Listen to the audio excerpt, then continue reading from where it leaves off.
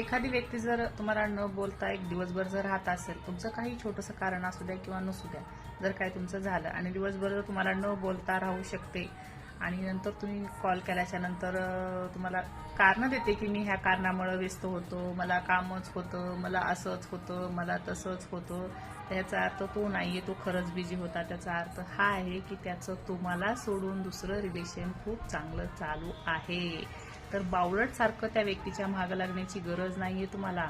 थोडंसं तकलीफ स्वतःला द्या आणि त्याचा विषय जाग्यावरतीच क्लोज करा आणि आयुष्यामध्ये पुढं चला. त्याच्याच मागे जाणं, त्याचं टेन्शन घेणे, दिवसभर त्याचाच विचार करणं, ह्या गोष्टी जाग्यावरती सोडून द्या.